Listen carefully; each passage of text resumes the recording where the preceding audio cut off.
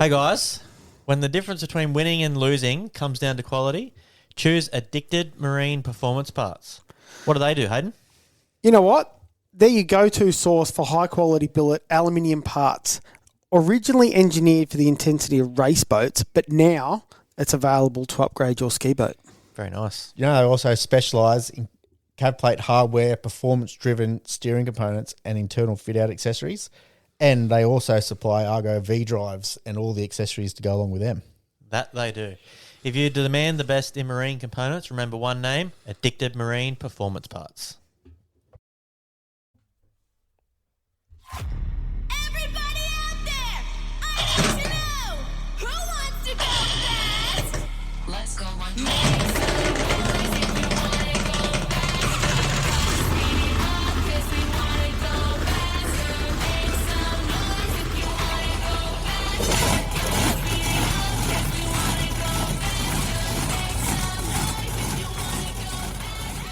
And welcome back to the High Speed Garage. Thank you to Contrast Printing for keeping this garage open. We have a special guest here tonight. Who we got, Hayden? Rhys Coles, fastest real estate agent on the planet. How you going? Yeah, good boys. Actually, is he the fastest real estate agent on the planet, or? Yeah, I don't know. Paul Vella could actually have you covered on one of those bridge runs. Oh, I think you may have me covered with a 4.3 litre hydro, but maybe with my V6 I won't beat him. Straight line, speed wise, he might have you covered, but turn a corner, you get around him. Just wrap him up real easy. First corner, see you later. So you're a well known Australian tunnel boat driver. Where did this? We'll start with this one. Where did the passion come from? What made you jump in behind the driver's seat? Mate, obviously my father and my great uncle were involved in powerboat racing, and they started off in the 60s, inshore, offshore. My great uncle, I think he won the Sydney Newcastle offshore race outright.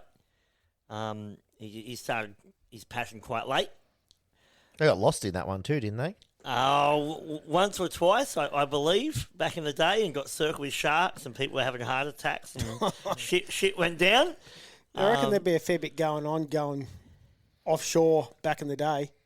I think it was, it was pretty remote, and the stuff was pretty primitive, and there was a lot. I think there was a lot of people doing it, and a lot of boats and a lot of people, and no idea.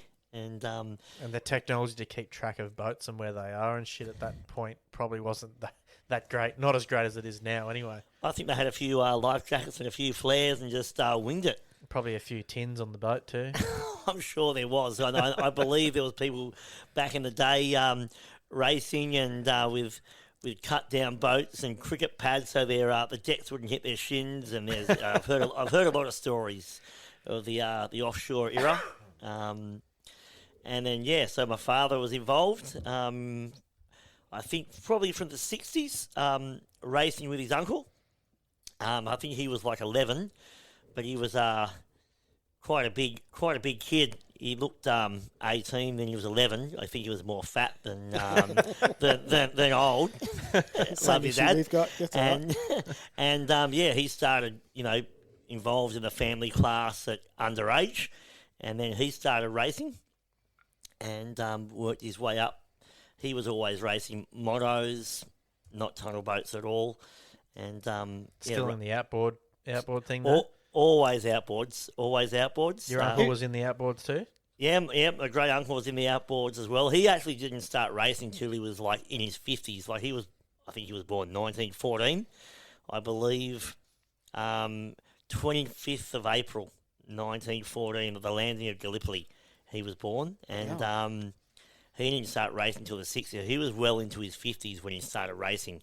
And then, obviously, Dad was only child, and my great uncle, he had no kids, so Dad was his child. Yeah, so he jumped on board, and that's where our powerboat racing sort of started from. Eastern suburbs. Uncle was involved in the harbour, working on boats, etc. That's probably where I got my my marine mechanics idea of as well. And so Dad got involved in racing bullets and outboards and raced for. He was a factory driver for bullet boats back in the day, and was factory driver for Mercury when the money was around. And then I was born in 1980, and sort of the racing side of them all sort of stopped. I came along, and the king was born, and that's how it all went. They started pushing you into the driver's seat. They do have some amazing photos on the old man's shed wall. That's mental from those photos. Oh, yeah, for sure. And Dad lives and breathes it. And my great uncle lived and breathed it. And I wouldn't say they were pioneers, but they were very much involved in outboard racing, offshore racing, and they lived and breathed it. And been very fortunate for what I've got today, and what they've given me to. I've lost my train of thought. No, that's all right. So you pretty much had no choice. You was born into it. You had to race boats. There's no other options. Pretty well, I was born into it. I decided when I was 10 I wanted to race, and I can still remember my sort of first time jumping in a junior boat at Cooks River, which used to be the old Cooks River Motorboat Club, and I idled out, and I got stuck on top of a submerged car. Sounds a lot like going racing at Silverwater. It was exactly the same. I was crying my eyes out, so I was stuck on the car, and I thought there was people in the car dead. And I said to Dad, "Don't worry, I'll get off the car." I put it into gear and just drove the junior boat straight over the top of the car and just destroyed the propeller. Les wouldn't have been real happy about that. My Uncle Jim wanted to fucking kill me. He just had his really slick propeller and just tore all the ears off it. But don't worry, I got back to the bank, so it was all good. Would that have been the first time Les had thrown a hat? He loves throwing a hat. He's been throwing a hat for the last 50 years. When I first started racing till up to today. Yeah. But honestly, I can see a really good part of that. Like, you can see there's so much passion there still. As much as it's funny to have a giggle about it, but I think it's a bloody awesome thing that he's still so passionate that he's cranky when something goes wrong. Oh, absolutely. But my dad is massively passionate. My mum is massively passionate. 50 odd years, 60 years involved in powerboat racing. My sister, she hasn't come away that much, but she's still massively passionate. My daughter, Indy, she just lives for it. She won't race, but, wants to turn up at every event. She lives to the social life. 100%. Just walks around, knows what's going on, knows who's winning, knows who's losing. Dad, you got to beat him. Dad, he's fast. You got to beat him. Dad, he's an easy beat. But she lives for it. But Dad just lives for it. I get up every morning, I get a phone call on my way to work trying to sell a house, and he just wants to talk about powerboat racing, and that's who he is. And he lives for racing, he lives to win, and without my mum and dad and what they've given me, I wouldn't be here. Enjoy those phone calls for as bloody long as you can, mate. As long as you can enjoy them. Absolutely. Yep. I really enjoy the my dad and my mum and what they do for us, and it's lots of fun. We pretty well at the end of the day, it's him and me. We get in the shed, we put the motors together, we work on the boat together. He throws spanners at me, I duck. I throw spanners at him. He's too old. He doesn't duck. Calls me a cunt. Blows up. Walks out. Come on, Chris. We're fucking going home. He's been a fucking asshole. But he's the first one to certainly get up and congratulate me. And look, he's pretty quiet. He's always been quiet, but he's very, very, very passionate, and he certainly shows that when I'm racing. But on the other hand, he's also very quiet and doesn't say too much. But once you get to know him, he very much opens up. And I always say about my dad, not a lot of people know who he is or how he works. But once you get him to open up, you really see the full side to him, and he's a lovely guy. Good egg. Yeah, I've found that going away with you in the last couple of years.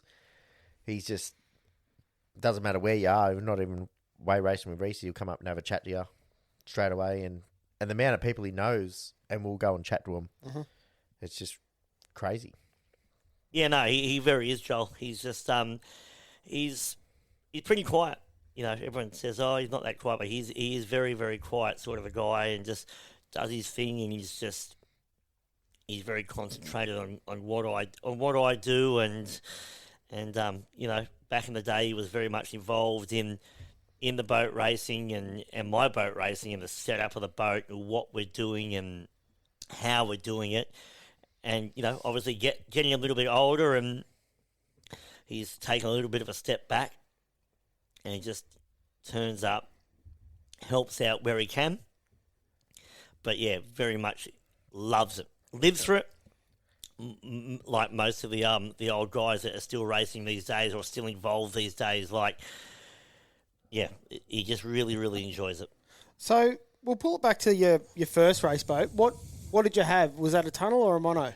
Mate, I started out in J1, 1990, in a little wing boat called Little Fox. And Dad took me down to Sydney Outboard Club at Milperra and said, you want to have a go? I looked at it and said, yeah, look, sounds like fun. So, jumped into a little wing boat with a little 6 horsepower Suzuki, and completely stock, of course. And You wouldn't do anything weird.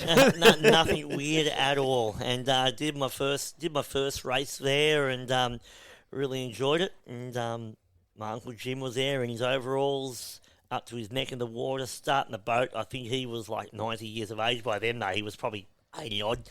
And just, all of a sudden it just became Monster life. itself. This is what we do on the weekends. Life. This is what we're doing. How many junior boats did you have?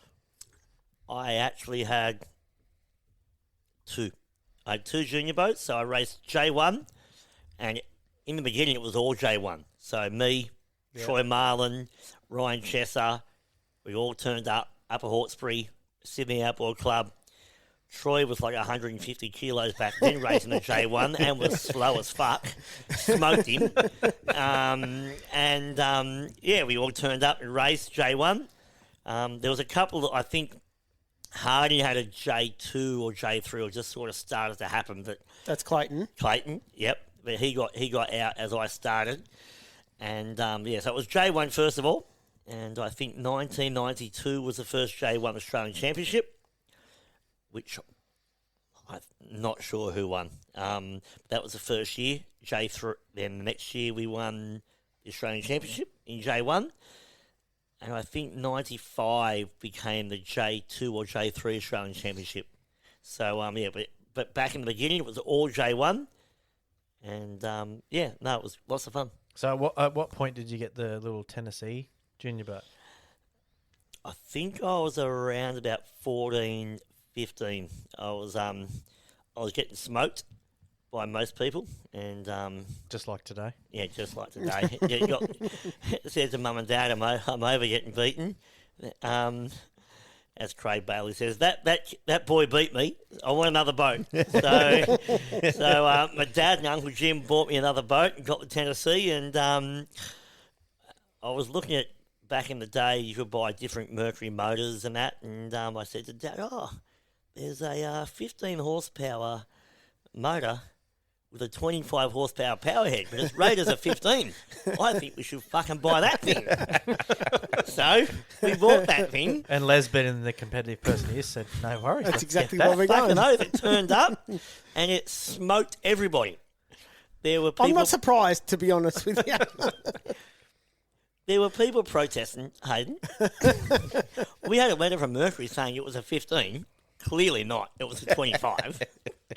But, yeah, no, it was, got into the Tennessee, and, yeah, it was fast and lots of fun. Did you have an accident in that one? Oh, may have crashed it at Queensland. First race in Queensland up at Southport.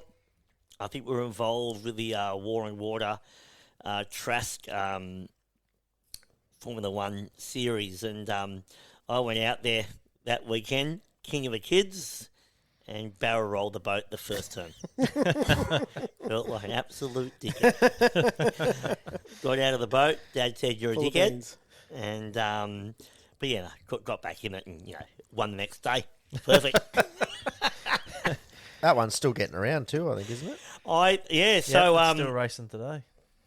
yeah, so Dylan's racing it.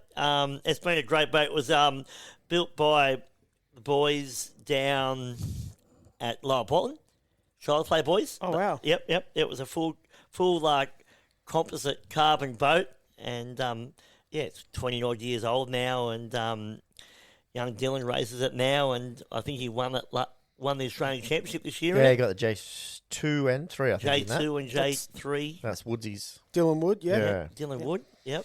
So, and I think that was handed down through the whole family. So I had it, then the rest of the Woods family had it. And Yeah, then, Josh's cousin had it. Yep. Yeah, Adam finished, Josh got it, and then Adam bought it back Kept off on them it.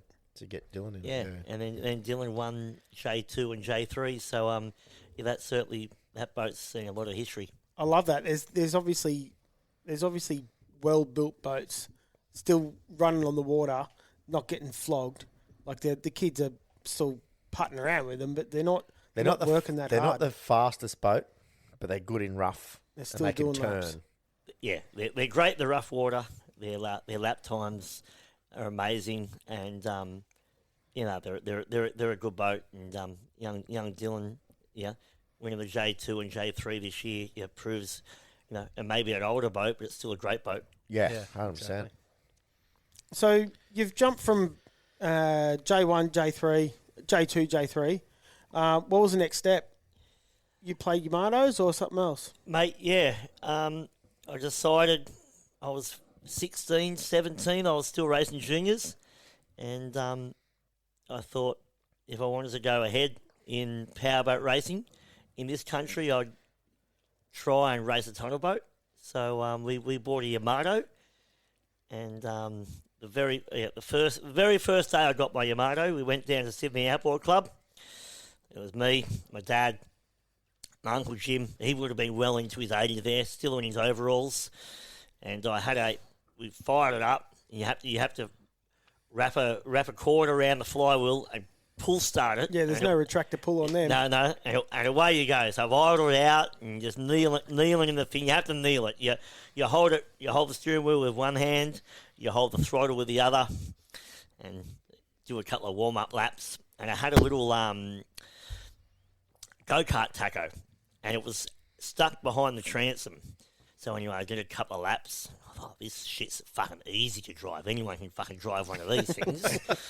So anyway, I've lined up, turned the bottom turn, done a full straight. I've turned back, looked at the tacho. Fuck, I'm doing 9,000 RPM. I've turned and looked down the straight. Next minute, the boat's in the fucking air. Oh, no. I'm out of the boat. Pulled the transom out of the boat. I've come up laughing. Did you lose your taco? The taco was gone. I was in the water. My dad's upset. My mum's upset. I'm laughing. My great uncle fucking blowing up. You fucking idiot. I had to swim the thing in from the bow hook, laughing my head off. But yeah, so that was my first drive of a tunnel boat. This is fun as fuck. Let's do it again.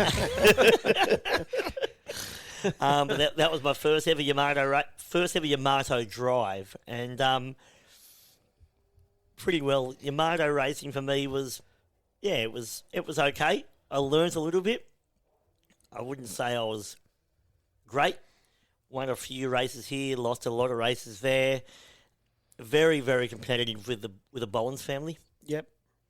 Tim, Alan, Jeff. Jeff, they were very, very competitive. And, we'd turn up, race side by side every weekend, laugh, cry, abuse each other. Swim back to shore.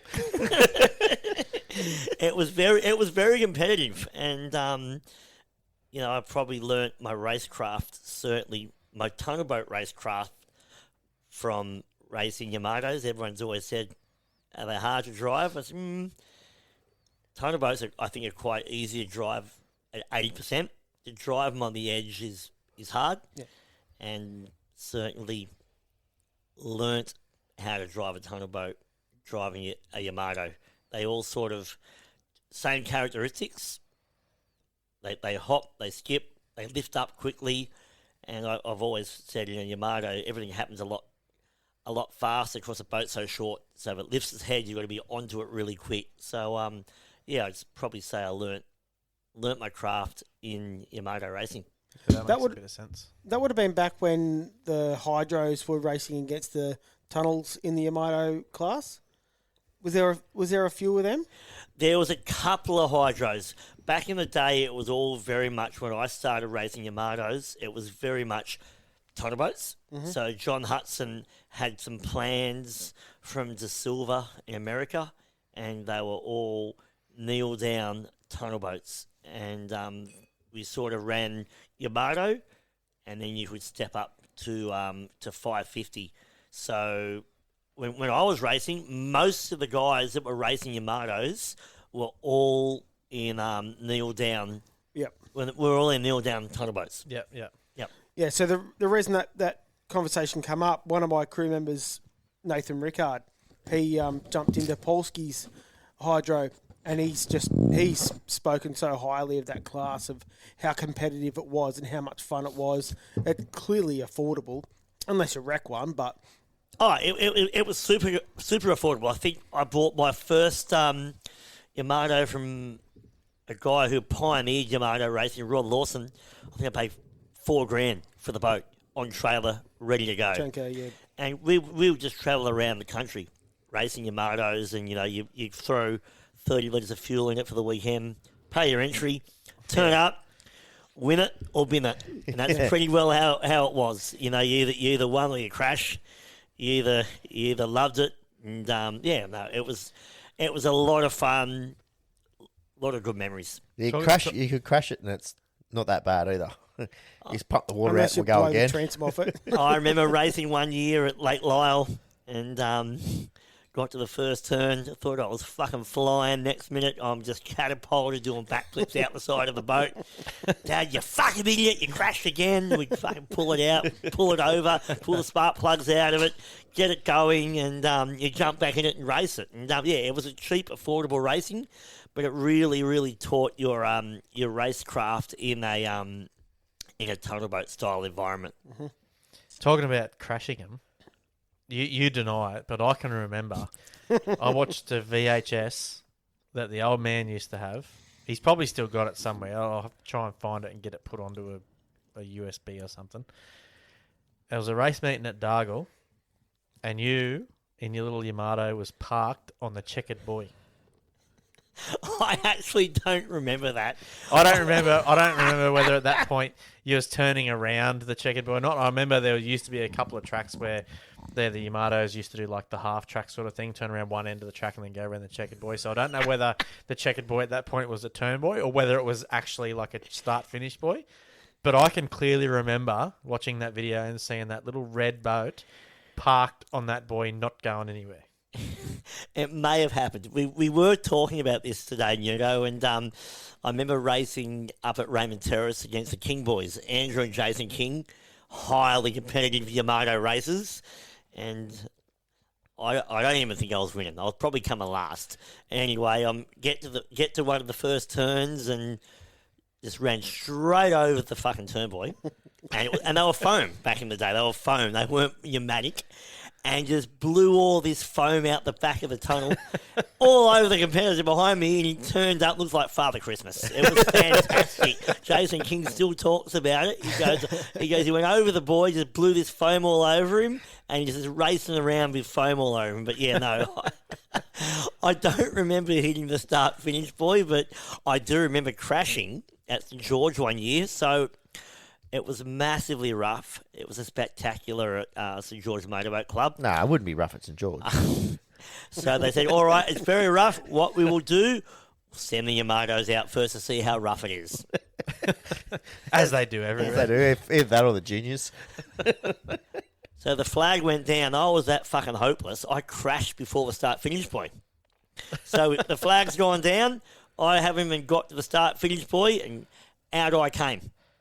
So Dad goes, the race hasn't started. He's allowed back in. The red flag. Well, the start hadn't started. So next minute, Leslie's got a protest in. Hadn't crossed the start-finish line. He needs to be allowed to race again. Sure enough, back in the boat. I think I came last again. Crashed after the finish line. That shows how competitive Leslie is, doesn't it? He's massively competitive. He sits on the bank with his book and his fucking stopwatch. You don't survive in this game unless you're competitive. 100%. You don't come in here do, to you have don't a do bit this of- stuff without being competitive. Nah, if you come in here just have a bit of fun and whatever, you're nowhere. And I can tell you another day. I think it was the first ever Australian titles at Deepwater Motorboat Club. I think it was about 1993. You hit another submerged car? No, I didn't hit a submerged car. We turned up the Australian titles, and I was 13 then. And I said to Dad, first Australian Championship, I'm really excited. I just want to go out there and just enjoy myself. He nearly grabbed me by the neck, and he said, we're here to fucking win. We're not here to have fucking fun. Fuck, okay, no worries. And still today he tries to grab me by the neck, but That's good. I You like pissed him that. off. I enjoy that. he's very, very competitive and loves to win. Has been known to throw a few hats on the ground and stomp on them. But certainly, you know, if we get beaten, I will be, and he will be one of the first people to go up and shake the Yeah, for sure. the other person's hand. That's why, like me, Brandon Nudo, working on the engine at RAF Mines, getting every inch we could get out of it. I think I'm the only person in history to have a full inboard crew to help an outboard team. I don't think it's ever been done before. It Yeah, I probably wouldn't won't think happen so. again. Oh, with the judge, I think in a few more weeks' time we'll see everyone back there again. Greg was close. Remember when me and Joel went down to help Greg down at Adelaide one year? And Oh, yeah? Well, you'd call Glenn Banks a displacement driver. Yeah, wouldn't he's you? inboards. Yeah. He's inboards. He's an inboard guy. Yep. Yeah, the only problem was Ron was there. So Ronnie's a fuck. Oh. He's blue, Yeah. true blue bloody. Yeah. Ron's outboard, isn't he? so far outboard, he Yeah. negates like 3 inboards. Yeah, so Ron Beasley sort of pushed that average out of the corner. Out of But the yeah, 10. apart from that, everyone else was inboarders. Inboarders. Yep. Yeah, no one else. All inboard that one. That was a good weekend. That was fun. Oh, great weekend, and you got to be very open. I love inboard, outboard, whatever racing, and Everyone puts shit on everyone. For sure. Yep, I've got a lot of friends in the displacement classes, and enjoy all aspects of powerboat racing. I think that's getting better these days, do you reckon? Like Has to be. back in the day, like the old man's era, they didn't really know any of the outboarders, besides like, your real famous ones like Craig Bailey and things like Who's that? I'm not sure, but I've heard the This old man bloke. talk about him. No, like back then, like no one really, they didn't mix like they do now. Like we're all mates.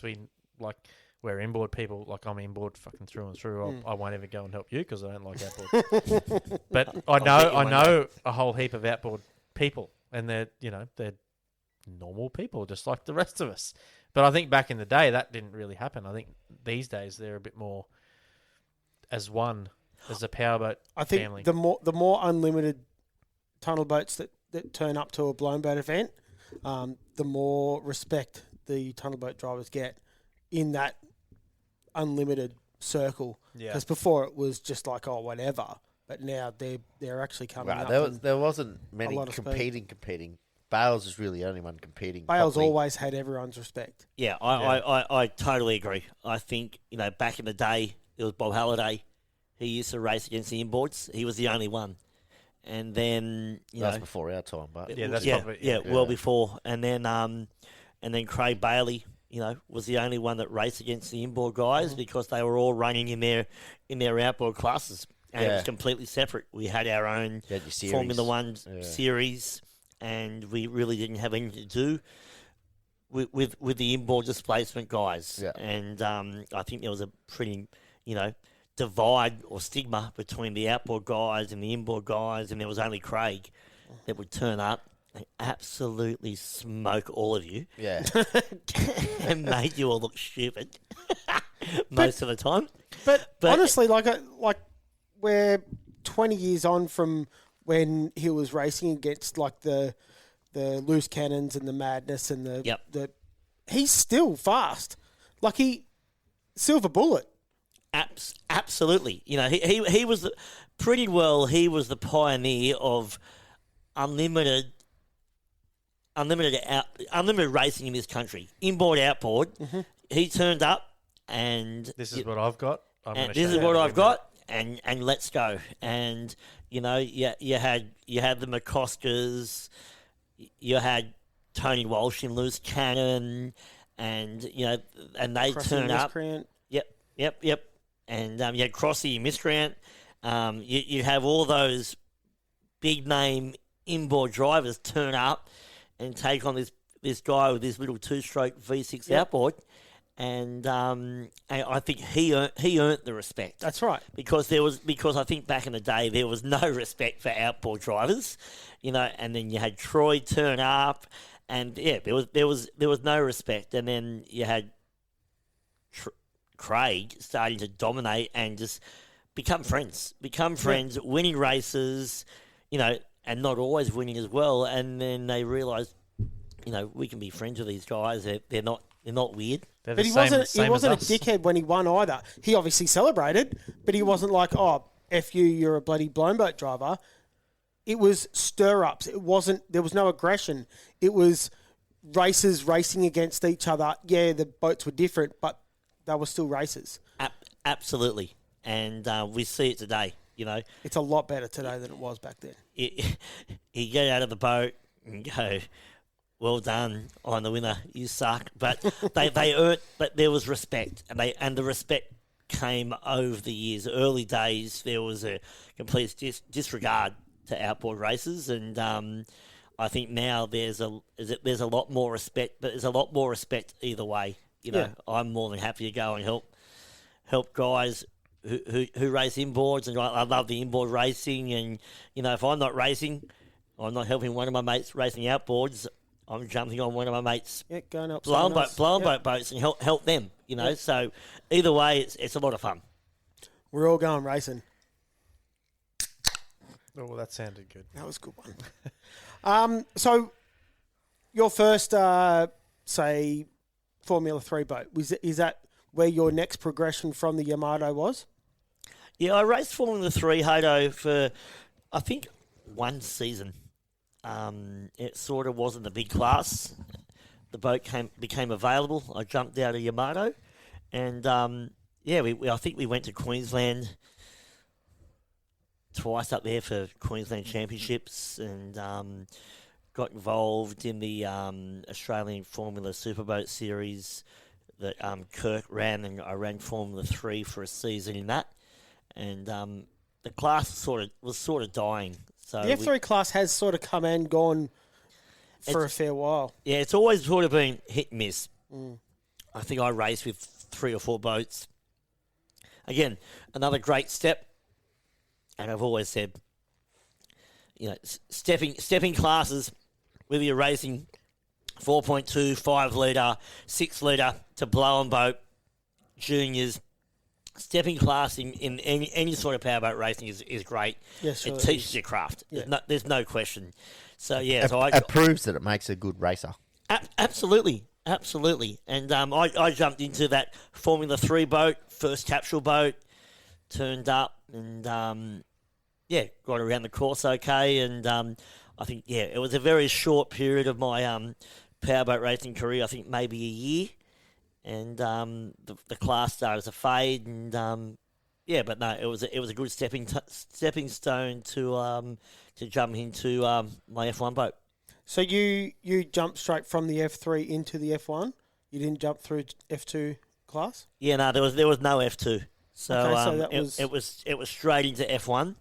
I bought a boat off Craig Bailey, a brand new Australian built Burgess with a 2-litre EFI. I think I was 21, 22, something like that. Part of a deal with Dad, he said, if you want to race F1, then that was my goal in this country, was I had to become a marine mechanic. Mm-hmm. So I left school and did my apprenticeship as a marine mechanic. And, my dad and my Uncle Jim, again, bought the boat. I've been very lucky in my early years. They sort of supported...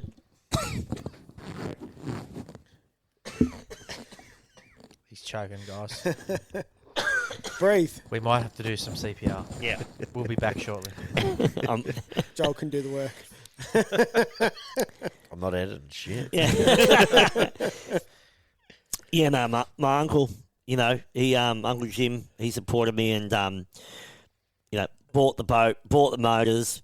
I was very lucky when I was young. I had a lot of support by him, and he obviously had a lot of support, and Dad had supported me as well.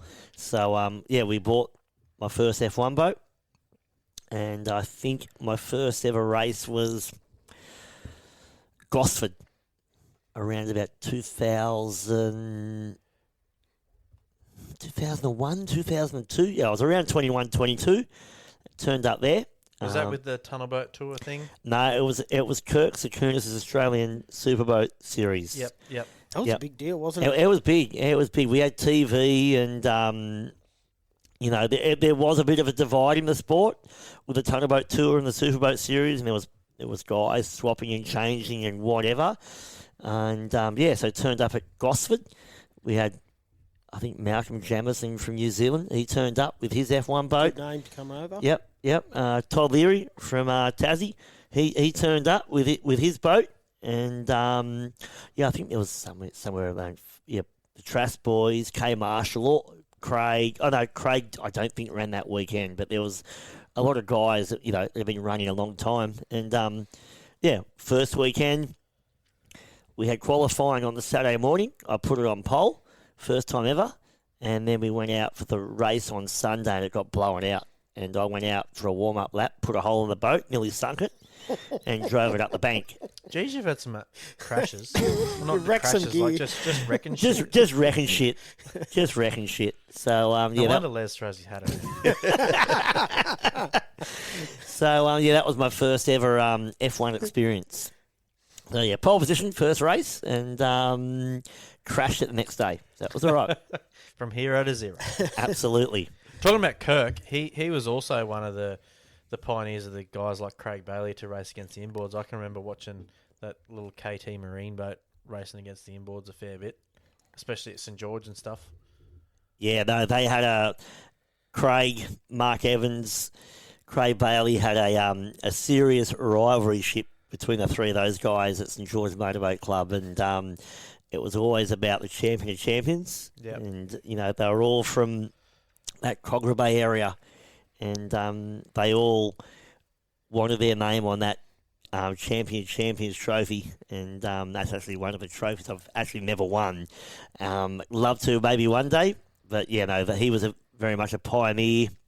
Mark Staunton would have been in the mix of all that too, wouldn't he? Storno was involved as well. Racing the inboards. Yeah, yep. Storno was probably one of the first, maybe even before, or close with Craig, racing inboards. He never did much F1 powerboat racing, but loved the unlimited open racing as well. Yeah. Cracking commentator as well. You want a beer? You want a piss? I need a piss, so I'm Needs going to to take. breathe. I'm going to take it. Welcome back from the piss break. So you've done a fair bit of tunnel boat racing. before you went overseas. But what was it that pushed you to do your overseas sort of chapter of your life? I think I can answer that for him. He was the best here, and he decided to take on the world. Said stuff everyone else. I'm going. nah. Look, I spent a lot of time up in Brisbane working for the Trash team, and I got the invite by them to go and help them as a mechanic. And I was over there for a couple of years working on their race team, and look, it was great. I really wanted to race overseas, and at the end of the day, I couldn't afford it. That's a lot of money to do anything overseas. Like, it's not something that that everyone can just click their fingers and do. It's a huge amount of money, and so I worked for the Trask for 2 or 3 years, and travelled the world over there with their F1 campaign, which was great. Open doors, of course. GFC hit.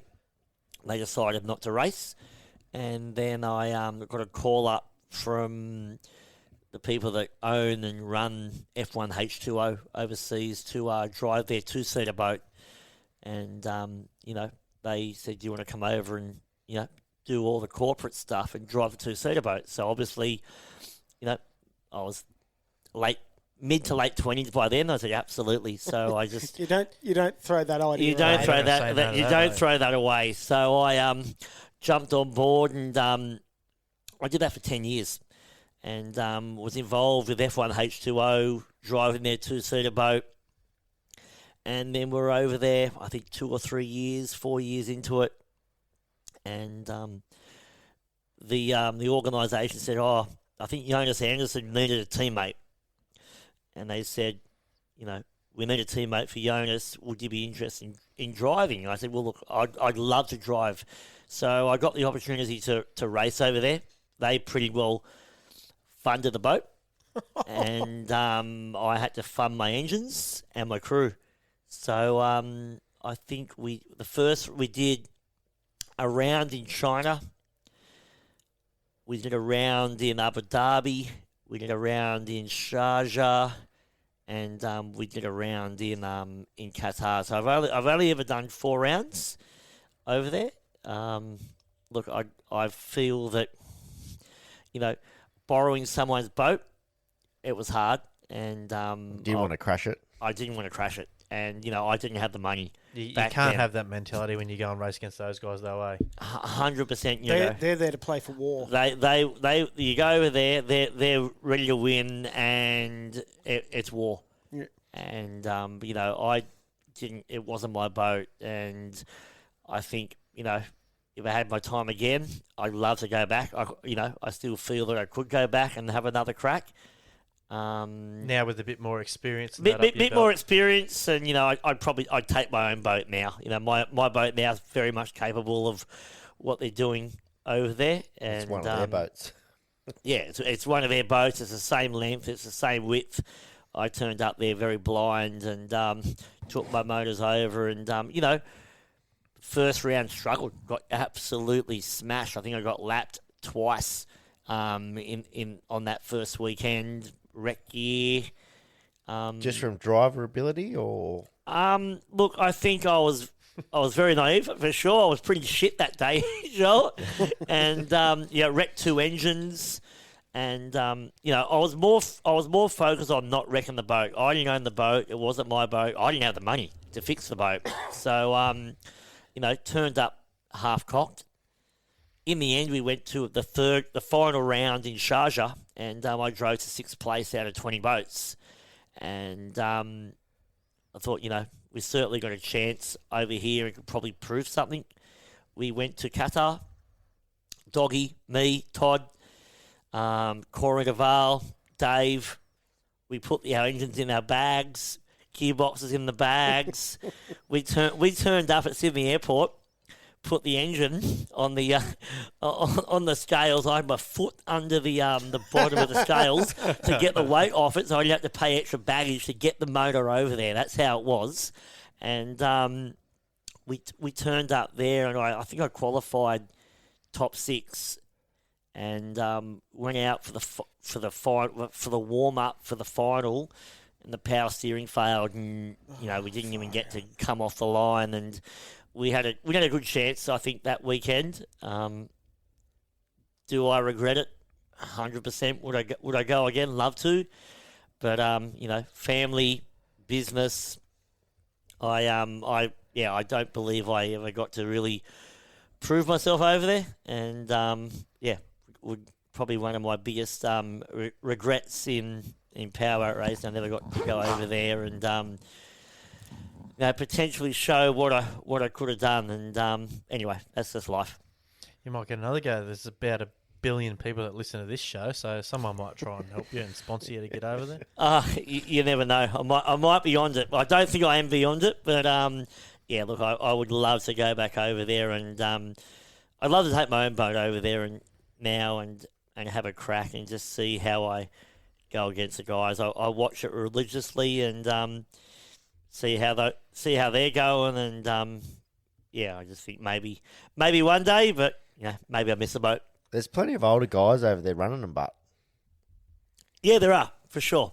I just saw, we were watching today, my mate Sean from America. He had a hiatus of 2 years. Great driver, 3-time world champion, turned up today and won his heat.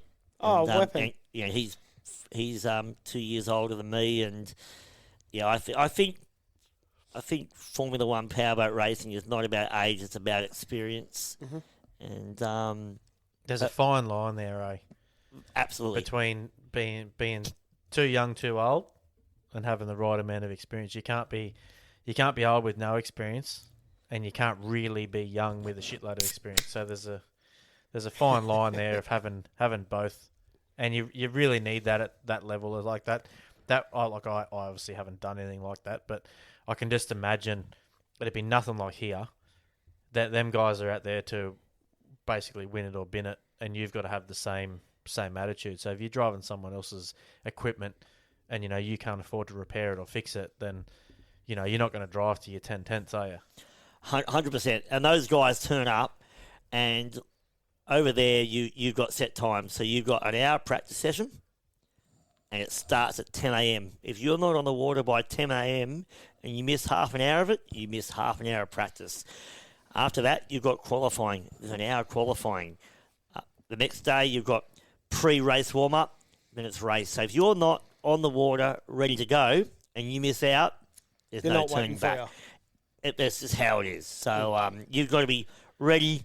The boat's got to be ready. The team's got to be ready. And if you miss it, stiff shit. I'd love some clubs over here to adopt that attitude. Yep. I was going to that's how say, racing should be. as much as I've dragged the chain on our thing, like fixing shit before you get to a race, getting down to the ramp,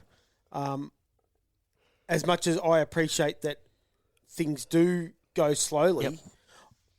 I do like that series is bang on. This is the time it starts. This is the time it starts. So you actually have people in any country in the world, they know days before what time it's going to start. So they tune in, bang, they're watching it start. There is no fucking around. That's all right. You get there 4 or 5 days before, and you get your gear ready to go. And for instance, if it's 10 o'clock, free practice, the boats are lined up on the crane, ready to go. And At like 9:30 though. at 9:30, Yeah. and at 10 o'clock on the dot, green flag, let's go.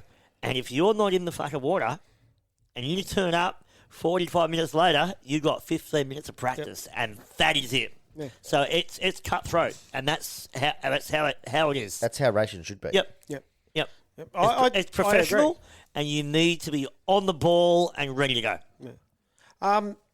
We've seen a few Aussie teams heading over there,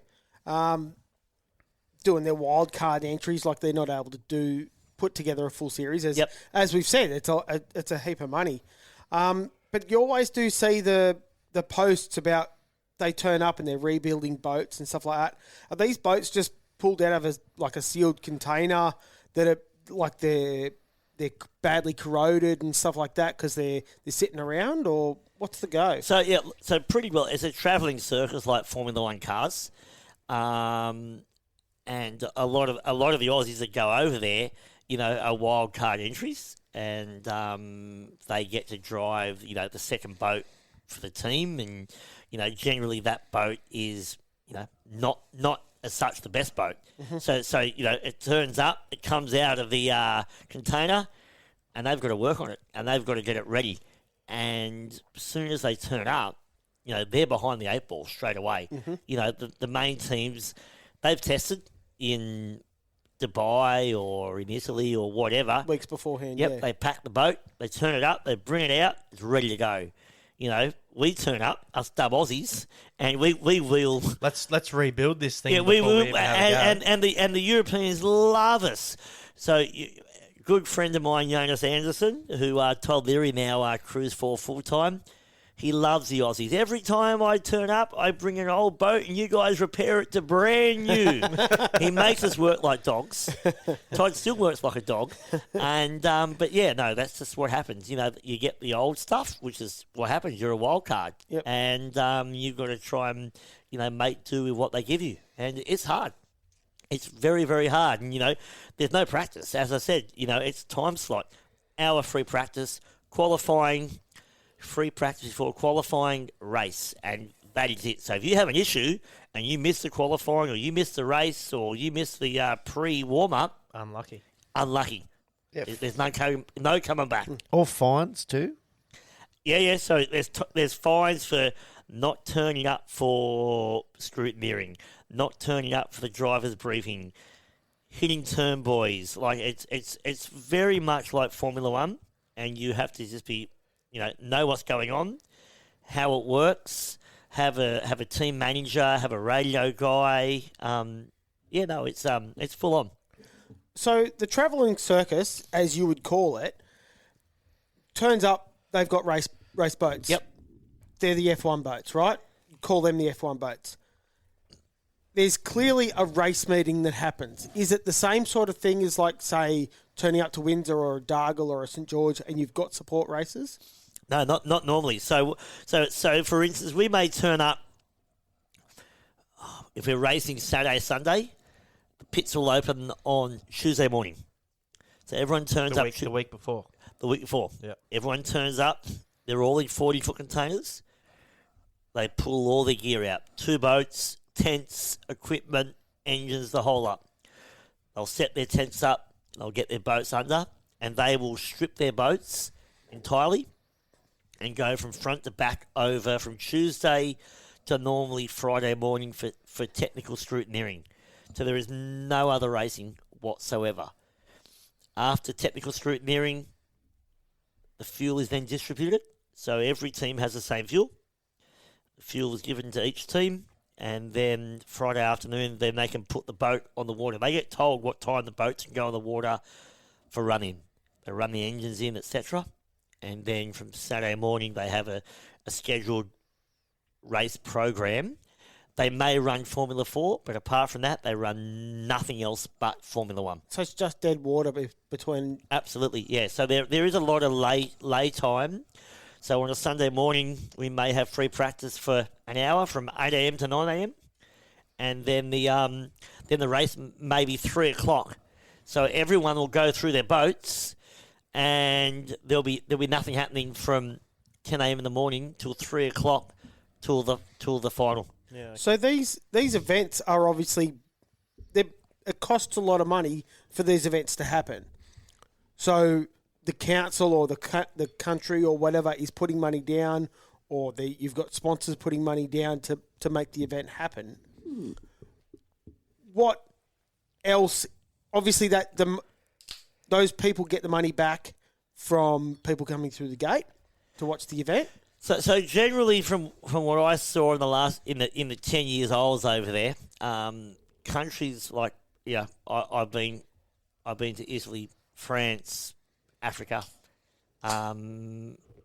Ukraine, Russia, Portugal, Abu Dhabi, China. I've been all over the world with it, and that they just pay the money, and I think it's like somewhere like €1 million or €2 million to host an event. Some places is just wall to wall people. Other places is very quiet. So the countries just pay the money for the travelling circus to turn up and go racing. So I've seen, in China, hundreds of thousands of people, and then being in, Dubai or Abu Dhabi, and there's, a few people there. So it really just depends on the nation and what goes on. It's not really a spectator show, is it? They're not relying on spectators. to make it go around. No, and then they're not advertising either. They're advertising. At where they're at, but they're not advertising worldwide. So it's pretty well. They're racing this weekend in Indonesia, and obviously there's 44 million people in Indonesia in late October, and they're all just locals. And you go to China, and they're all locals. Yeah, and they're not. I wouldn't say they're really broadcasting for the world. They're broadcasting the local people, and just broadcasting themselves pretty well. So they've got to people that are interested. Correct. Not to correct. Yeah, Yep. send it to. It's also the money that the teams bring into that country or that town. It's not going to cover the cost of what the country spent. But it's bringing them onto the World Series, like, oh, this is pretty good area to It's look bringing at. the country onto a world stage. Absolutely, they're paying a lot of money to be on the world stage. Yeah. And I think that they try and generate people coming over and seeing that country. Like, I listened to the live stream today, and they spruik the country flat out. Absolutely, yeah. Steve Michaels, John Jones. They're flat out, spruiking the country and talking about, they're in Sumatra, and Sumatra is, obviously not a big holiday spot. So, they're probably trying to... There's lots of tigers there. Sumatran tigers, yes. They're probably trying to generate, people coming to see that country, Do you think And we'll the ever get- easiest way is to bring Formula One powerboat racing over for, €1 million or €2 million compared to Formula One cars, Yeah, that's right. which is probably 300 or 400 million euros. Yeah, That's the way they sort of see things. Yeah. Do you think we could ever get around to that in Australia? We've been very close. Back in the day, there was a promoter involved in powerboat racing called Bob Carter.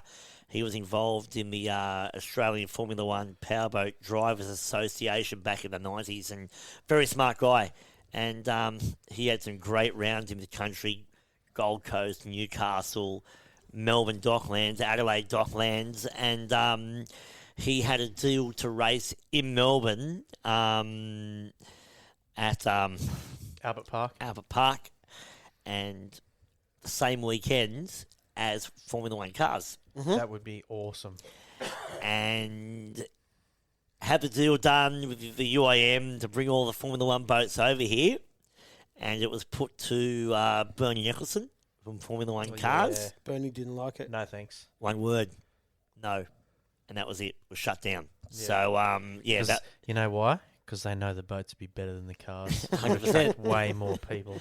100%. So that was probably the closest we've ever seen it over here. And These days, Australia wouldn't pay that money.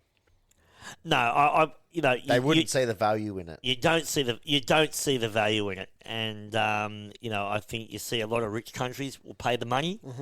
A lot of We should be one of those rich countries. yeah, exactly. Yeah, a lot of third world countries that have money to spend, they'll pay the money, but it's never happened here. We'd love to see it. There was talks of racing in Darling Harbour. Again, racing down at Albert Park. There was talks A lot of talk over at Perth. a couple of years ago. I think Brock Cohen apparently had a deal going racing on the Swan River. Yep. Out the front of the Crown Casino in Perth. Great spot Would have been for a it. cracking spot. I've The- heard the that's old- the the old best man's spot, race yeah. Didn't happen. in the displacement boat, and yeah, he thought it was awesome. It'd be an awesome spot. They killed it over there with the sound.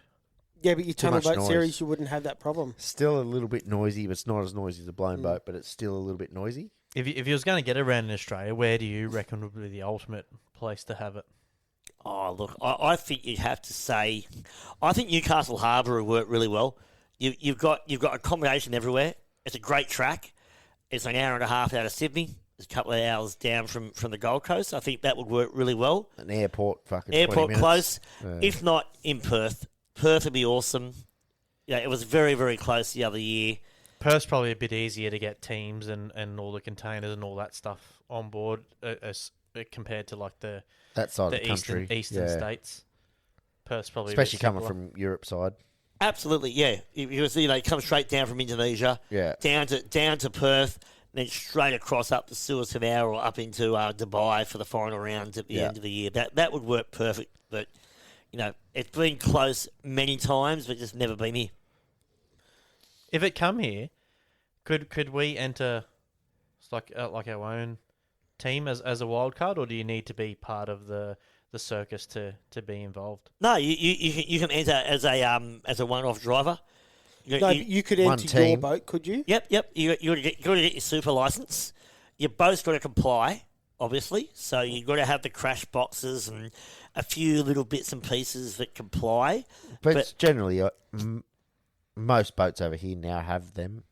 Most of the top boats here would comply. Yeah. The Yep. people that would be considering it have that anyway. 100%. And I think if they turned up, you'd probably see 2 or 3 Australian teams Yeah. decide give it a go. I reckon that'd be a bloody good thing to see. I don't know if they'd actually be able to compete against those sort of teams because, as we said before, it's win or bin. Like that boat's not really cared about. It's as long as it can win a race, they don't give a shit if it's broken at the end of the race. Where our teams don't really drive that sort of thought. In saying that, I reckon if it was a race over here, they would do that. Our teams would do that, you reckon? 100%. If it's their own boat, Own it's boat a bit of a different in Australia, we're going. I think it comes down to if we were running the same class as they did, and you turned up, you'd be competitive. Obviously, what we run here is different as what they run in Europe now. If we were running in exactly saying the that, same as that's- what they ran in Europe, Yeah. and you ran it all the time, and you turn up, you go really well. Yeah. Like we saw back in the 90s, Craig Bailey went over there, ran exactly the same as what they did in Europe. He raced a lot of European races, and he's the only guy that's ever won over there. And I think it really comes down to the same sort of class of racing. And if you're doing the same sort of class of racing all the time, and that European module came over here, and that's what you ran, you do well. Yeah. But I think, if they turned up and a lot of us wild cards decided, all right, we'll go over there, we'll go and enter and see how you go, and it'd be tough. But we'll see what happens.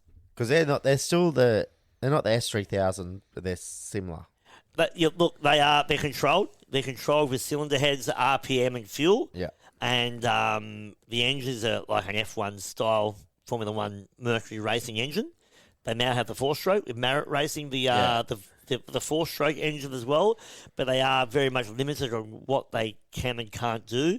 But they've radically reduced the horsepower. So what they've done is they've reduced the size of the boat. So all our boats over here are probably 2 now long. So they're probably, instead of running 400 horsepower, they're down to 300 horsepower. So they've just taken the boats down Shrink a foot, the boat up. yeah, a foot shorter, Yeah. 3 inches wider to compensate that. And all the boats pretty well now are all made in Italy. So unless you've got the latest boat here, you're going to struggle because they've all got brand new boats to suit the rules. Yeah. So it's like Formula One. You turn up, at the 2026 Formula One Grand Prix in your old Brabham, you're going to get fucking smoked. Same sort of thing. So onward from that. So you did your driving over there, but you stayed over there crewing for some teams.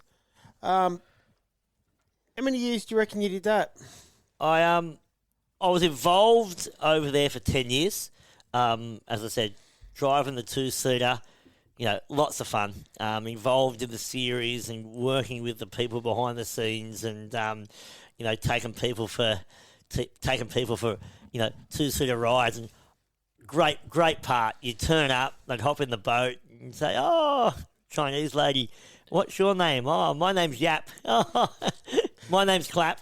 And your first time in the boat? My first time in the boat. So yeah, it was lots of fun. It was lots of fun, and did that for a few years, and then got off that and jumped on board with I've worked for a few teams. I worked for the Victory team with Sean for a few races, which was great, and just always sort of being involved with the people over there, and it was great. Obviously, got to a point when I had a family, and my daughter Indy came along, and it was decided to take a bit of a step back from the European stuff, and just got back into the local racing. So yeah, we'll bring it back over to here then. You came straight back into the Unlimited series, like racing against the blown boats and the 6 litres and stuff like that? Yeah, 2014, I think I bought a new boat from Malcolm Jamison, and Was that red one? I had the Mulgard. I raced that for Formula 2 for a few years, and sold that to Matt Peck. Yeah, that wasn't quite long enough for F1. Well, it was not quite. No, it was You long made enough. it long enough. It was long enough with the with the witches' hats on the front of it. It was always long enough then.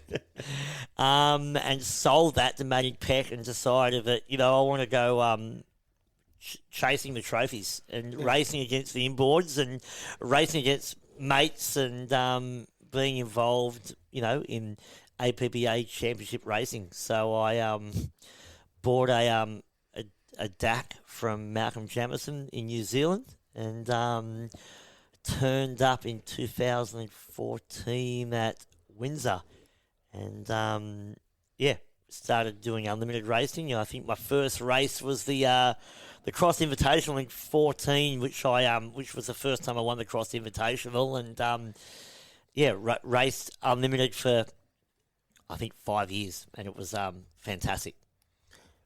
You didn't blow the power red off that one. No, that was the red boat. Lots of power head on the red boat. I do remember when you put the F1 engine on the Mulgard, the red Mulgard out at Dargle, and it just looked like it from the bank. It looked like it was overpowered. Yeah, it was like a surfboard with 400 horsepower on the back, and it was a tunnel boat version of a blown boat, wasn't it? I believe so, with about another 1,400 more horsepower. It was completely undrivable, and I was absolutely shitting myself. The flag would go down, I get to half track, my arse would pucker, and I just try and put the boat on the water, and it wouldn't come on the water. You run out of trim in. I ran out of talent as well. But, I've done some dumb shit. But, it was fun. But I got to that point where I thought, you know what, I really want to take these unlimited boats on, these inboard guys, and so it's time to get rid of that Mulgard and bring something else in the country that would take up against the blown boats. And yeah, we bought that DAC in, and hey, what a fun! Yeah, it's been a pretty good thing, but that's not a DAC as you would call a DAC. It's been Malcolm Jamison, hasn't it? Yeah, so Malcolm bought it from off the Qatar team, and he modded it and changed the capsule and ran it in New Zealand for a couple of years, and then I don't believe he was a fan of it, and put it up for sale, and yeah, I bought it in and decided to take on the inboards, and had some great success with it. It was really good fun. Yeah. So you've got a couple of Darwins under your belt, haven't you? I've I think I've won five Dawns. Yeah. And is that your biggest trophy that you try to chase, or is there another one? The Dawn's good. The Dawn, I always say, I like the Dawn because you go down there and you're up against every blown boat in the country because they're all going for the Marge Watson. And I've always said, I always try and, you try and race the best, and you turn up at Adelaide, take on the blowing boats, and they're all trying to win the Marge, and they're the best in the country. So if you can then take them on for the Dawn, and you can win that weekend, or you can win the Dawn, well, I feel that you've taken on the best and won the best. So I do love that race. I feel like that's a bit unfair because we're there, like us blowout guys, we're there to win the Marge Watson. So we've got her all tuned up and everything to peak at the final of the Marge Watson. And you Apple blokes, you just get to test all weekend until the Dawn. So you get to tune her up, get her right ready to peak at the Dawn. We've already peaked like the day before.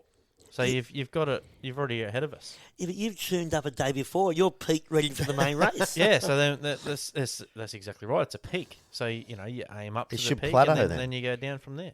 I get what he's saying. It should be able to plateau from there. I haven't peaked to the final. so You you just get inboard the guys get practice to all peak weekend. twice. You just get the practice all weekend. Wish we had that much practice. We couldn't afford it. We'd run out of fuel. We'd use more fuel in one race than he'd use all weekend, wouldn't you? Yeah, probably. So you have had a pretty good run at Adelaide. What do you like about that track? Is it the people like Dave Clark's a pretty good host? Dave Clark's a great host. It's a great track. I like racing all around the country. I don't know. I have a lot of luck. I find that I'm not always the fastest, but You make your own luck. make my own luck. Put a lot of effort into home. Turn up, ready to go. Good crew. The great crew. And you know what? I got to have a shout out. I've had a great crew for a lot of years. Joel's jumped on board. Doggy, Todd Doggy's there. been there for 200 years. Yeah, Doggy's been involved. I think he's 1,050 now. Toddy's been involved. Snow's been involved. I've just had great crew for so long. My brother-in-law always jumps in when he can, and that's a massive help. The guys that turn up and help you on the weekend, make it happen. But it's just it's a lot of fun. Love racing unlimited boats, and it's good fun. Nothing better than beating a blown boat. Talking about Doggy, Paul Kirkby's his name. He's Not many people would know that. he's No, I didn't. Thought he was born with that involved name. in a world speed record too with an S3000, wasn't he? With Mark Staunton when he done that record. Is that record still around? I think Who has I that think record Storno back in 1996 or 7. I think it was. I remember watching that happen. It was up at Raymond Terrace. Yeah. At Raymond Terrace, they held a world S3000 speed record of 133 or 34 mile an hour. And I'm not still sure if it still holds today, but the old Pooch, he was involved in that, and I think he put a few biscuits in the fuel tank, and away it went. That's pretty impressive. That That'd still hold up today because I don't know if it'd last that long. Whether it's still on today or not, just to have your name against a world record at some point is pretty impressive, eh? 100%. He's been involved for a long time. He's still over there now. He's still over involved in F1 H2O, helping Bartek, and he's helped me for a long time, and helps Adam Breen now, and certainly got his hand in all sorts of Formula powerboat racing. Yeah, he's to this day. helping heaps of the ski races coming. Yeah, all these new ski racing guys. He's involved there. He was obviously involved in ski racing, back in the day, and feels like he should be involved with the ski racing guys, and he's a wealth of knowledge, and lives for it. I reckon he's secretly an inboarder at heart, because he tells me that he doesn't mind the idea of the inboard, and he loves the idea of a KT. He is a massive fan of ARKT, and he was a huge fan of Wayne Smith and Alan Smith, and he was doing their gearboxes forever, and always involved in the background with the loose in the dark boat, and again, a lot of knowledge. And, So he's an inboarder at heart. He just hangs around racer. anyone that feeds him beers because he just loves a beer, and will bark like a dog for a beer. So he loves it. Is that where the nickname come from? You ask him. So that's a good segue into Dargle. You seem to have a fairly close reaction with the Pugsley family and the Smith family down at the Valley. Mate, yeah, look, I think my first year at Dargle was 1995. I went down there and, loved it. And, obviously a member of the Dargle Valley Boat Club. Great friends. They've done a lot for me. And, just love racing Dargle. Won a lot of championships down there. I think I won my 5 Arch Spooner races down there. Have all been at Dargle, and they've always supported me, and I've always supported them, and we have a great relationship, and it's now my home race course, and love the family, and love being involved with the Dargle Valley Boat Club. Joy and Alan, great people, and great place. I know that when I've had race boats, either the 105 or the blower, towing that boat down that hill sends shivers down my spine every time. Not a ski boat. Ski boats are, you're always going down there for a ski, whatever. But for some reason, racing boats down at Dargle just hits different. There's nothing like it. I think since I was 15 years of age, you drive down into that valley and, you look at your phone and next minute, reception. There's no reception. And you go, fuck, I can run wide open here. And I'm sure we've all run wide open there. Every time I go there. Every time, even this year for my birthday, we ran wide open. And it's just one of those places. You pull into it, summer, winter, we've seen it.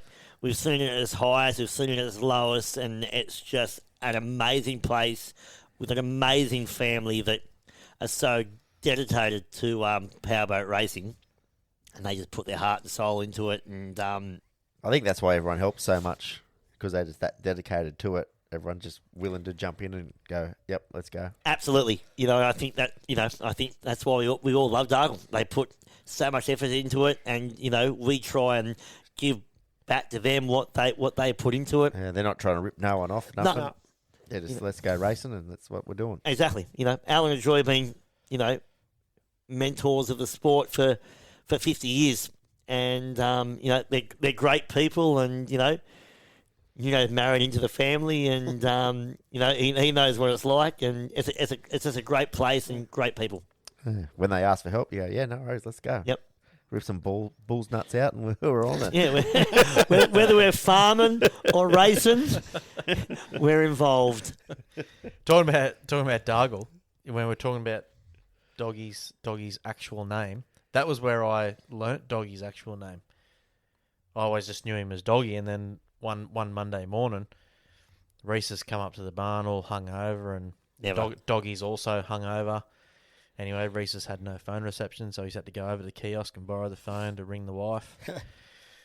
No one knows what the conversation went like, but Rhys comes back over and we're all talking to Doggy, and Rhys goes, "Paul, we have to go." And then jumped in the car and left, and I was like, oh, his name's Paul. Yes, he's covered for me for years. I still remember that day.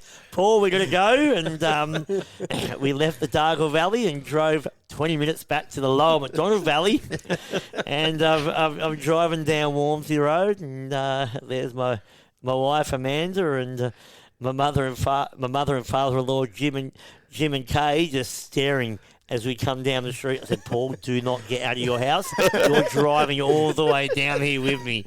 He never forgives me. But yeah, I think that was a day whoever blew the lowest on the breathalyzer had to drive home. I think that was me. We've done that from Taree. It's good fun. What do you reckon? Top memory? There has to be one top memory from Dargle. Top memory from Dargle. Look, I've had so much luck there. I don't know where I'd start. I think Let's start with racing. There's obviously going to be some illegal memories from Dark. One second.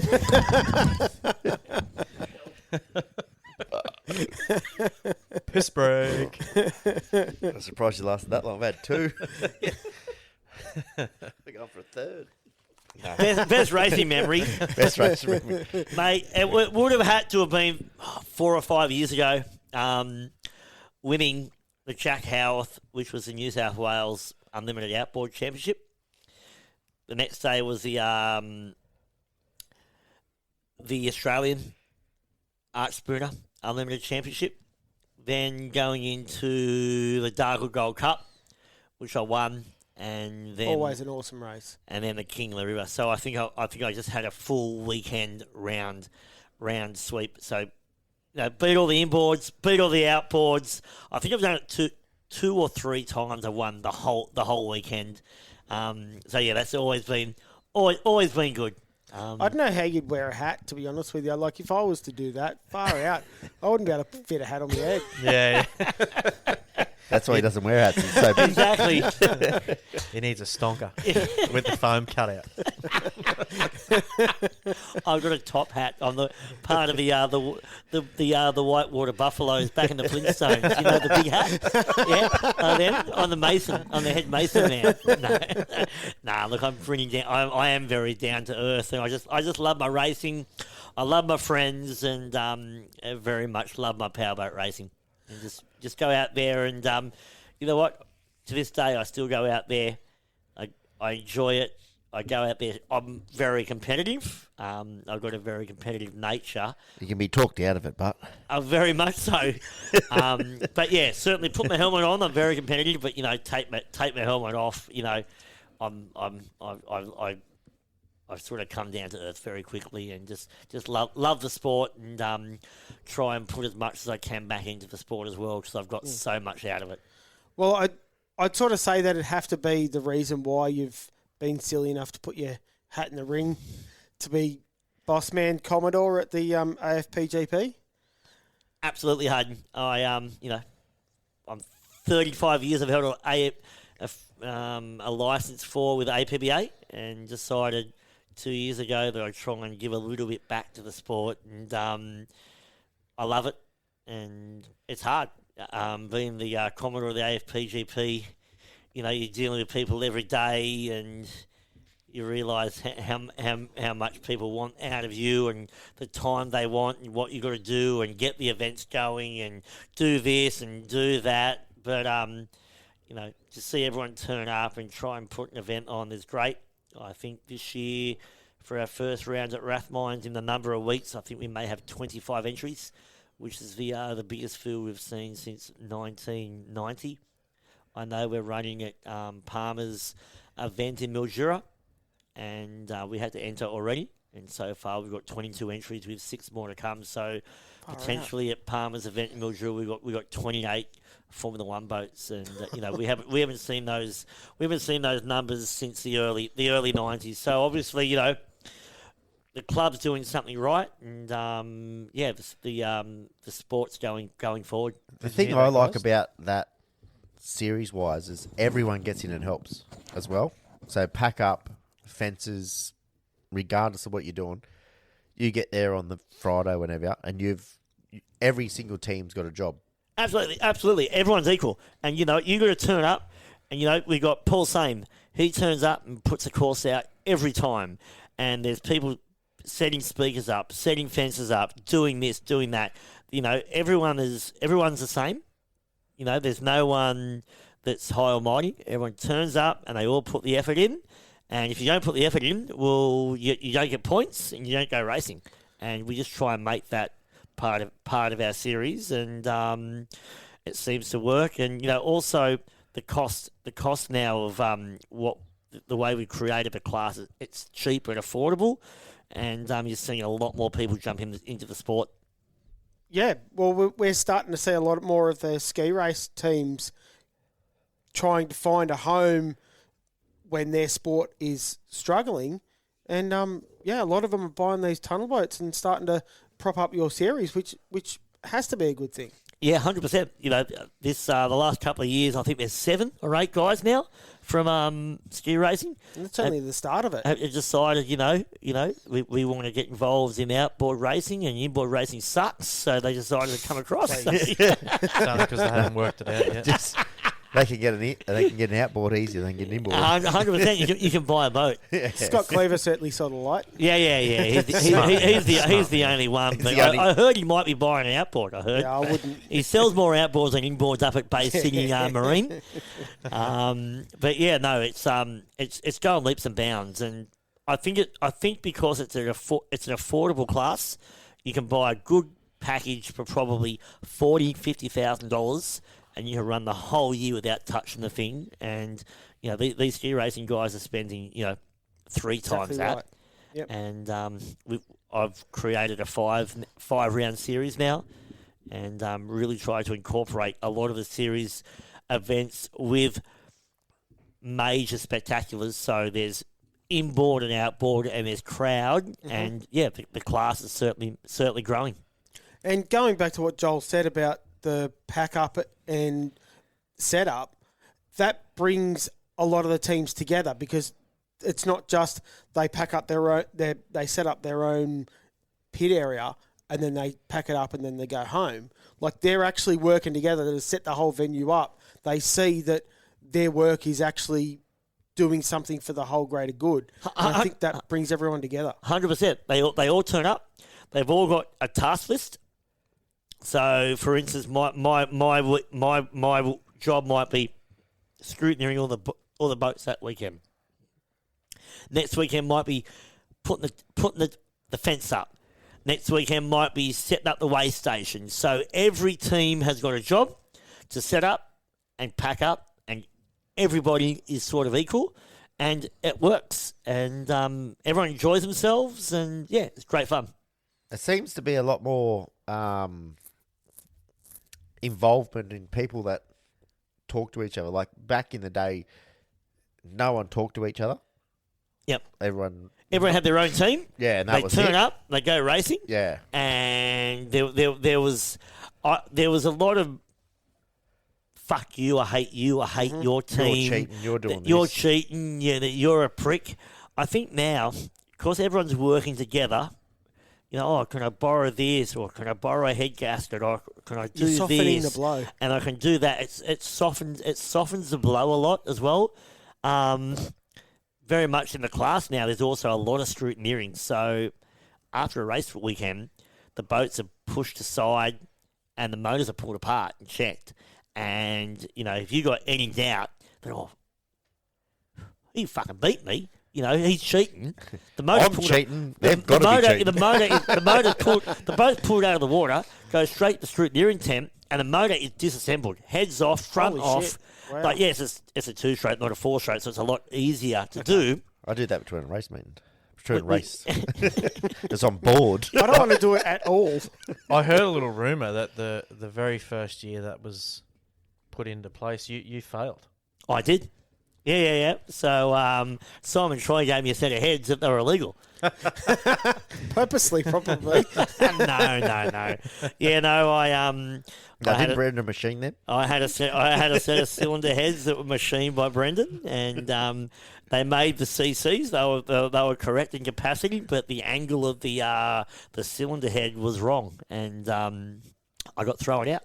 So It's been 2 parts of fuck all. Yep, but it's wrong. but you know what? I owned it, and it was what it was, and so The best part about that, it makes everyone know that the playing field is level.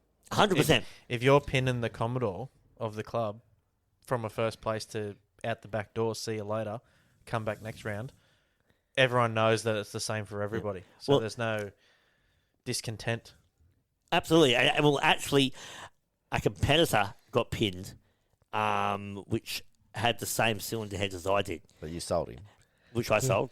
Which I built the motor for, and he got pinned, and my heads were the same. So I fessed up. And I said I've got the same heads, and they're wrong. So I just took the points deduction, and at the end of the day, I wanted to see the class move forward, and I don't want to see cheating, and it was wrong. So I owned up to it as well, and we all move forward, and that's how it's meant to be. You know, Yeah. you turn up, the motor gets pulled apart. If you pass, well, everyone knows. Well, Everyone knows it was properly checked. 100%. There's no arguments, no like, he Yep. got away with it because he's somebody. And exactly right. Old mate that checks him, whatever Yep. his name Yep. is. When I do it, like when I pull Reese's engines apart, I'm like, fuck, just like it's just it's normal. Just let's go. And he's checking it, writing it down, checking this, writing it down, checking this, writing it down. Yep. I'm like, fucking hell. He checks every cylinder, every port, and Pull the front off. tool Pull the gearbox off. tool the thou. And there are a lot of people that go, just to seal the motors, and your motor sealed, that's it. Well, I just feel that no, you finish the race. that still allows somebody, even though it's very hard to dodge a seal. Yep. There's always doubt in you. There's always something that There's someone always go, doubt. he's I've always sealed said that that. himself, or he's got his mate to 100%, seal it, or 100%. something like that. You turn pull up it to a race apart. meeting, and then next minute, old mate doesn't get scrutiny, and he goes, my motor's sealed, and walks away. There's always doubt in your mind, Yeah, even though you 100%. might win, and it might be stock. But if you go to scrutineering and the thing gets pulled apart and checked to the nth degree, you go, yep, you pass. Everyone there in that paddock knows That was right. has passed, Yeah. and I love that side of it. Yeah. I've always said that, even with the inboards, if not that I have done it, but if I was lucky enough to have a go at a Kylo record or something like that, and I beat the record, and that's now mine. Yep. I want an official, to pull that thing apart Exactly on the right. the boat ramp. Hang on, right check there. it all out right now, so there's no confusion. I don't want to take it home and get it sealed and then get it checked by someone else. Bubble I don't want testing's to deal not with good all that. enough. I want it pulled apart right then Yep. and there on the boat ramp as it comes out of the water. Check it. Make sure you say it's sweet. Then there's no. You don't see any scrutineering in the world. MotoGP, Formula One boats. There's no holding seals. Those motors They're are stripped. pulled apart and Yeah. checked on the spot. Yeah. Everything's checked. And that just gets rid of any thought of cheating. Yeah. NASCAR. You don't see seals on NASCARs, and I think it's the only way to stop any sort of cheating. And at the end of the day, the motor's pulled apart. You pass. All your competitors to walk away and go, I got me ass beaten. I need to do better. And that guy's running per the Yeah. rules. Yep. The only people that win and go, he's cheating, are the people that's cheating because he beat They you. got beaten. They got beaten. I'm 100%. cheating. How's he winning? Yep, 100%. 100%. So, what do you reckon you've learnt being Commodore of the AFPGP that you didn't, like, you look back and you're like, shit, I wouldn't have even thought of that? A lot of whingers. How to deal with- I think that happens in life. Most people are good. Most people are good. I think, you don't realise how hard it is to set a race meeting up, but you know what? I don't actually do a lot. I help organise the event. The people like Robin Parker, Trent Duval, Martin Robin Chimney, Parker's still kicking she's us. still involved. Holy shit. And Trent Duval, Martin Chiminello, Gab Bricker, Pete Massiner, all those guys, they run the event for me on the weekend. So part of the deal was with the AFPGP, they wanted a Commodore, no one wanted to do it. I said, all right, I'll do it. I'll help organise the events. However, I still want to race my boat. So I'll turn up at the event. When I turn up on Saturday morning, I'm racing. You still do a lot of shit on the race day, but I still do a lot, and You've got a look, team of it's people hard, that but I've look got after a team of people that sort of run the event for me. And I've told them I'm if I have to choose running the event and being the Commodore or racing the boat, You're racing. I'm racing the boat. So they understand that. So I try and do as much as I can in the background, and then come Saturday, they take over. And those guys have been doing it for years, and without them, I can't go racing either. But it's good. I enjoy growing the sport. Hopefully, first round this year we'll see 25 boats, and we haven't seen that for 30 years. That's a lot of boats, Just man. see to see 30 or 25 to 30 tunnel boats turn up at Rathmines is going to be incredible. And I think Bob Carter back in the 90s had 25 boats, and if I can get 25 boats, I'll be pretty happy. I'll be pissed if you rock up to Palmer's event with your circus and there's more outboards than there is blind boats. I tell you now, we'll have more by the end. Oh yeah, drive-by. That's a fucking drive-by I've ever heard one. I've already told Palmer that. I said, you may have more, but we'll have more by the end. We'll have more by lunchtime, don't worry. You got Anna, the King of the River, putting the S3000 on. Fucking Palmer won't let me do that. Palmer said only berry. So I'm just going to turn up and run AFPGP and hopefully put on a great show for Palmer's event and see how we go. But as I said to the AFPGP and Chris, very much that week, those 2 weekends is about the blow-on boats, and we'll just turn up and try and put on a good show for him as well, and the rest of the spectators. Yeah, I reckon it is going to be a cracking event, especially with the amount of blowers that are planning on turning up, and then to have the amount of tunnel boats you guys plan on bringing. That's a fairly decent amount of boats turning up to Mildura. Burns. Boats. Birds are hard. Birds are hard. All right, I can't wait. It's going to be awesome. I can't wait for the week in between. I cannot wait to see. I can't wait to see Show and Shine, and Michael Newton drives Bad Attitude down the main street of Mildura. There's actually a train overpass. He may have to take the wing off it because it's so fucking high. So he may have to take it off and lay it in the boat, but we'll see. We've got good practice at that. We've got to take it off every time we put it in the house. we may not be running a wing by that stage. Might be faster without it. Yeah. Yeah. Well, I found that I didn't. Less find drag much, when you're going slow. I didn't find much benefit in my wing. So I'll hand over to Michael with the questions of the. So we're going to wrap it up. Yeah. Be a little bit respectful of Rhys's time. Yeah. We've been going for a little while now. So It's been great. We got to get to the pub. you know what? Fuck his time. We don't really care about him. All right, I'll ask the same questions that we're going to start asking every guest. All right, let's go. Number 1, which way do you mow your lawn? Straight up and straight down, and I try and throw all the lawn clippings to my fuckwit neighbour on the right. So you do the 180 turn at each end? Yep. So you don't do the perimeter and then... The catcher goes to the right every time. I love the idea of throwing the clippings to the neighbour, though. You've met him. Yeah, he's a fuckwit. Yeah, he's a fuckwit. He doesn't like our parties down there. He doesn't like our parties at all. That's probably why he's a fuckwit. Yeah. All right. Number 2, what is your favourite flavour of milk? You can't beat the chocolate oak. Oh, Yeah, oak. fucking oath.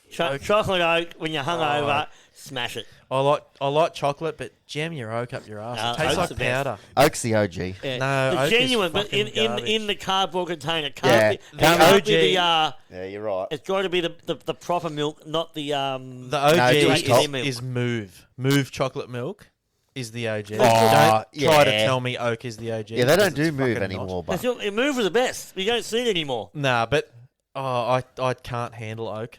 It tastes like powdered chocolate. showing your age there with move. Yeah, move. Yeah, Move. That was all Move. school. I still reckon Well, I that think my favourite at the moment would be Big M, and it's got to be chocolate. Oh, you can't Do beat you chocolate milk. like any Can't other beat chocolate. flavours? No, There isn't any other flavours. Chocolate's the only way to go. Yeah. Chocolate's the only way to go. They don't Well- sell any other flavours, do they? Well, Well, I heard Michael They- likes banana. they still sell banana, so some fuckwit out there drinks that shit. If 'Cause it's still on the shelf. if I'm at home, I'll drink quick.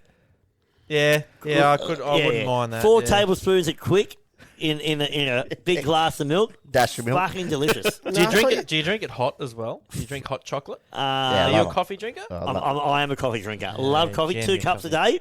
Do you like a hot chocolate, or you got to drink a coffee? Yeah. I'm a fan of on a cold day for a hot chocolate. Yeah, Yep. I don't mind a hot chocolate, Yep. but any other hot drinks you can jam them. But oat's the way to go. All right, number 3. When you go for a piss, where do you piss in the bowl? Right in the fucking middle to wake the whole family up. Asserting dominance. As hard as I can fucking piss to make the most noise, it's the fucking best. With the door wide open. Loud and fucking proud. Do you turn the light on too to make it extra special? Oh well, if I turn the light off, I'll fucking piss on the floor. So yeah, I turn the light on, so I hit right in the middle. You could be like one of the co-hosts here and just don't turn the light on, but sit down to piss. That's average, eh? That's what Hayden does. Very very average. Not a fucking chance. I sit down a piss. No, I'd never. I couldn't do it no matter fucking. I could be so pissed it's not funny.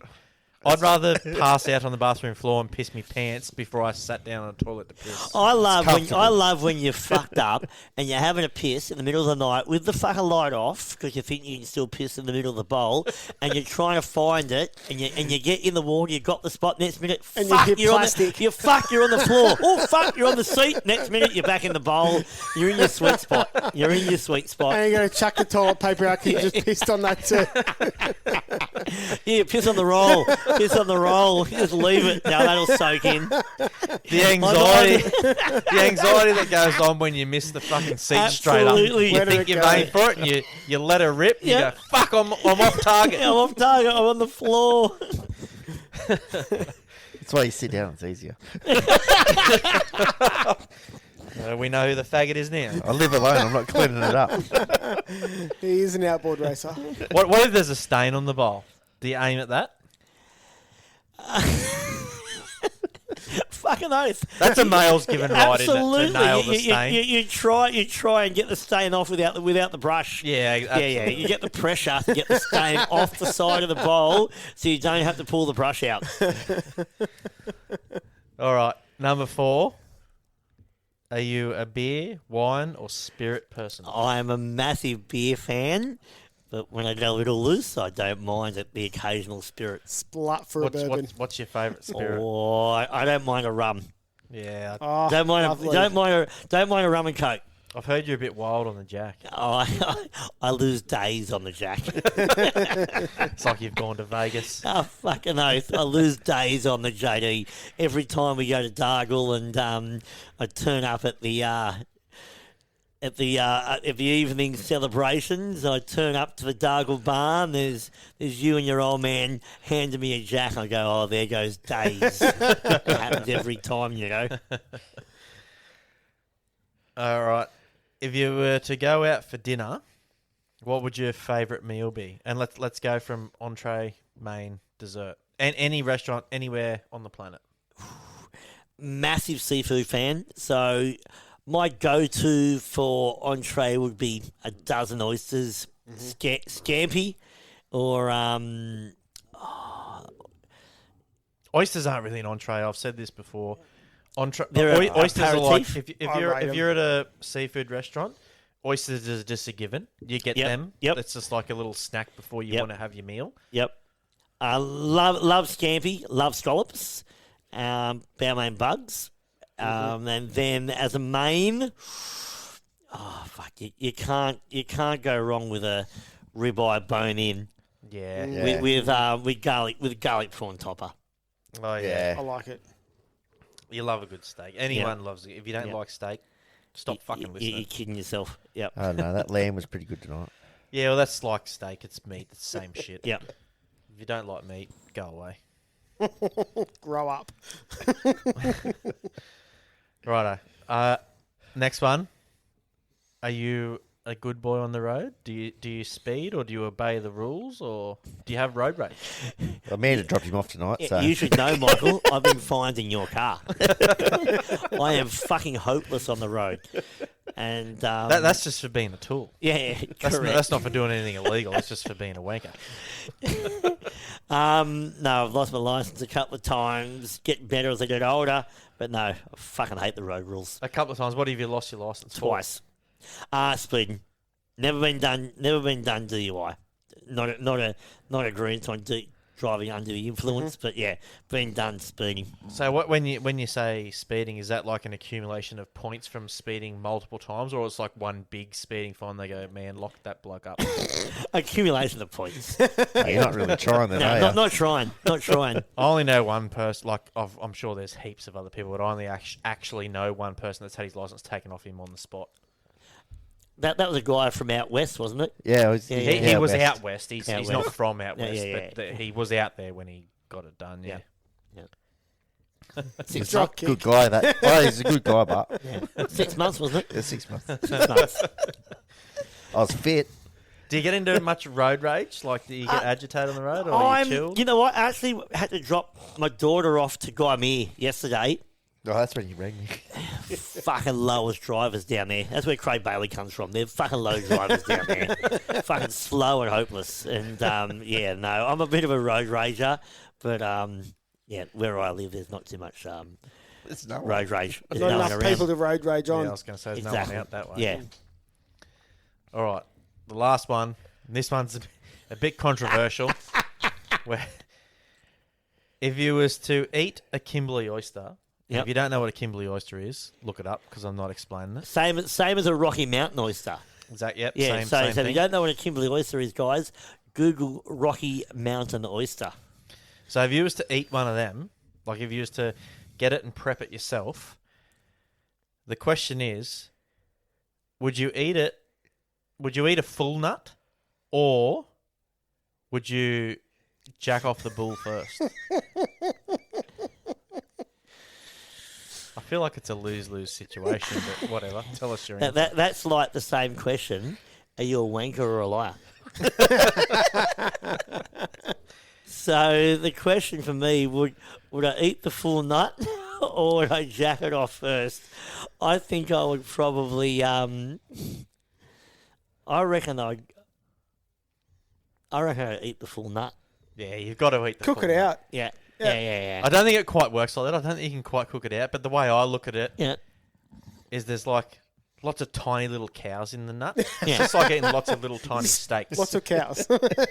Eating lots of little tiny steaks sounds Plenty of better. protein. And in you there. know what? I think I'd rather get caught eating the nut than jacking it off. That's really a good do. point. Because if I saw you jacking a bull off, I'd be disowned. I think I'd say you're a bit weird. But if you actually ate its nut, I'd say not too bad. What are you doing? I'm just trying to eat the nut. I'm trying to get a nut out of the bull. There's a process here.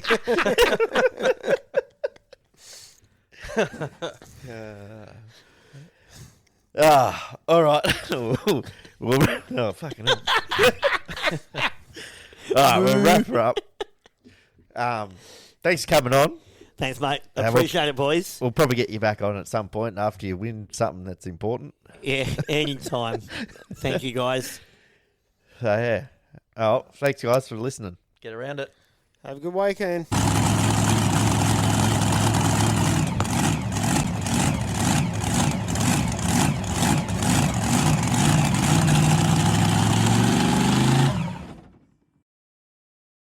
Shout out to Elite Forklifts and Access Equipment. They're your go-to for short and long-term rentals on forklifts and access machines. Plus, they handle all the servicing, maintenance and delivery too. They also supply portable toilets and showers for events and construction. Also, if you mention the High Speed Garage podcast when you call, you will get a 10% discount on hire and transport. So for all your equipment and amenity needs, remember Elite Forklifts and Access Equipment. And don't forget the High Speed Garage discount.